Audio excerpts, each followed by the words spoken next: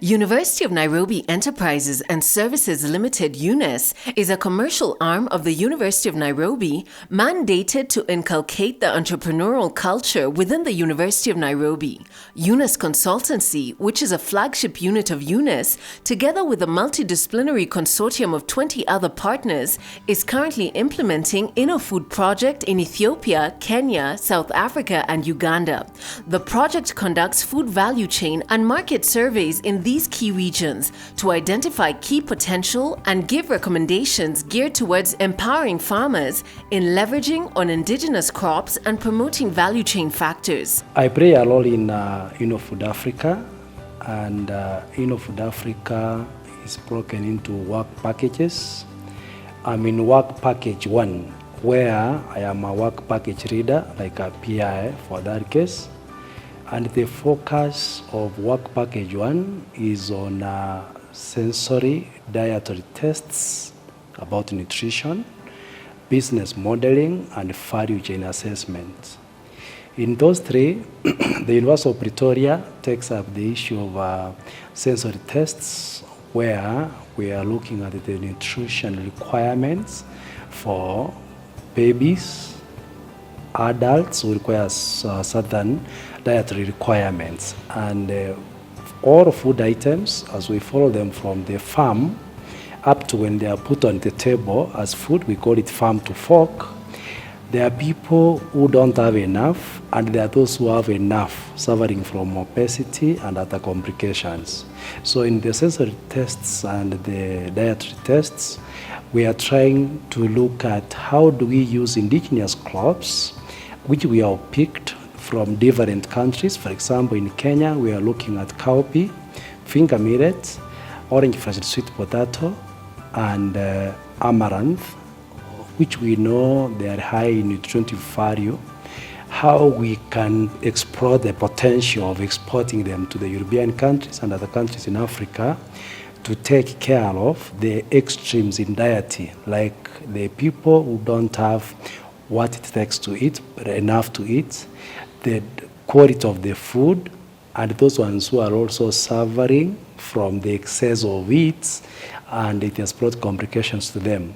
Secondly, in terms of business modeling, this is informed by the value chain assessment, where we have followed these crops from the farm, that's from the farming practices, how the processing is done until when they are delivered in the marketplace. And most of the crops from the value chain assessment we did, they are farmer-driven, not market-driven. In that case, we need to look at how do we bush and bull these crops that they are demand-driven, not supply-driven.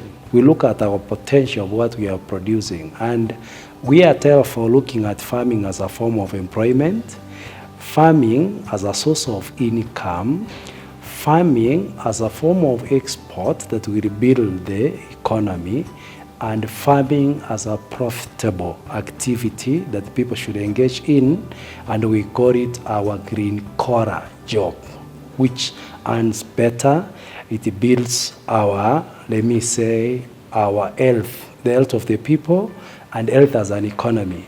The project is developed to demonstrate optimal solutions for cultivation practices, processing, and production. This will create new value chains to enhance nutritionally balanced food consumption in urban Africa and creating opportunities to reach international markets. The main output of Innofood Africa is to demonstrate the huge potential of the Africa crops as healthy ingredients in combating both malnutrition and diet-related non-communicable diseases. The emphasis is to target the new foods to vulnerable people, such as malnourished infants, expecting mothers, and urban adults under the risk of obesity.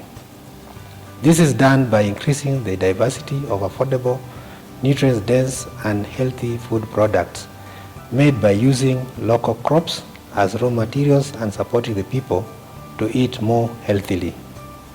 Innofood Africa project continues to explore climate-smart African crops, grains, pulses, and vegetables in the 4 African countries to address the key barriers of the African agri-food system, that is low productivity, limited access to urban and international markets, affordability, and convenience of the foodstuffs. Farmers have been exploited. We know the challenge we are solving in Innofood Africa.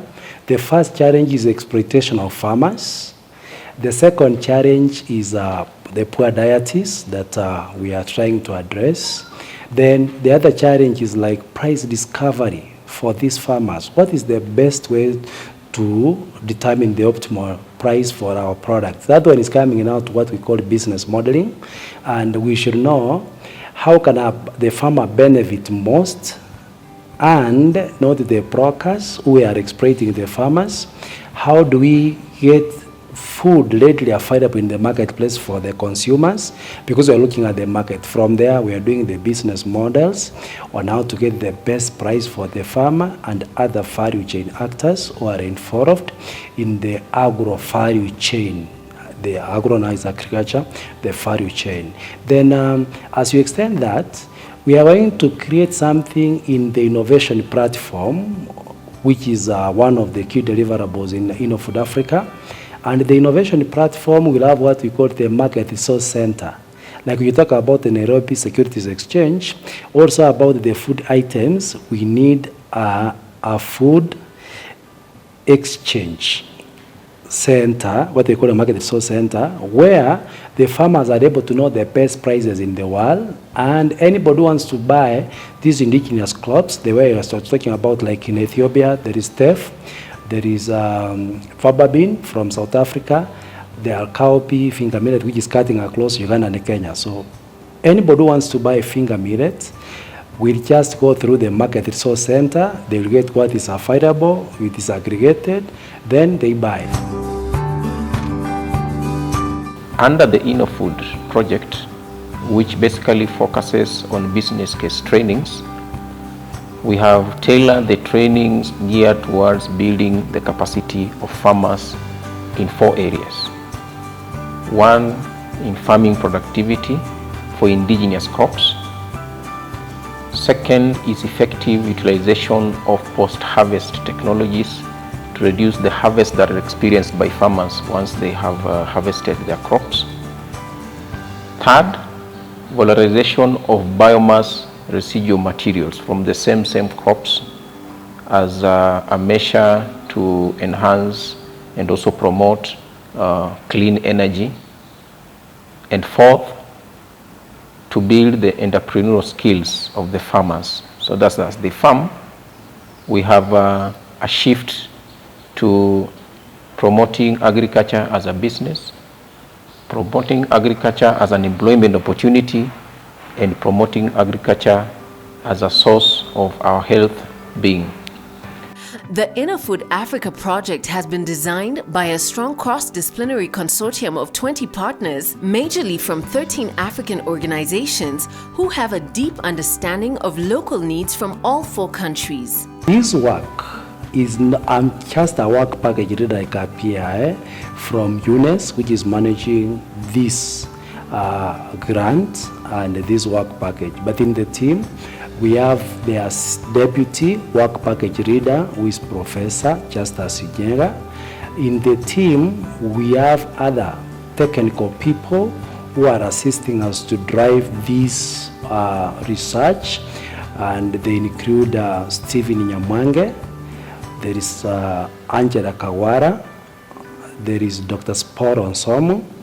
There are people who also participated in the initial stages, but somehow we picked them on need basis. One former dean and MD of UNES who comes from the faculty, Engineer John Kenduigo, actually was the dean emeritus.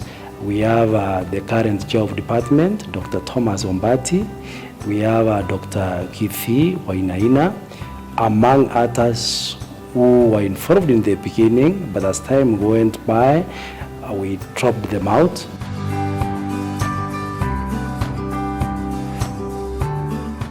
Innofood Africa looks at fostering international cooperation with European African projects with similar goals by organizing joint events, technology and knowledge transfer, in addition to sharing training materials.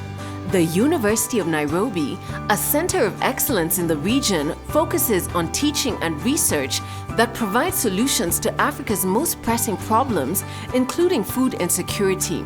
Through its commercial arm UNIS, the Innofood Africa project integration is a spot-on, solution-based initiative that is already creating impact in the African setting.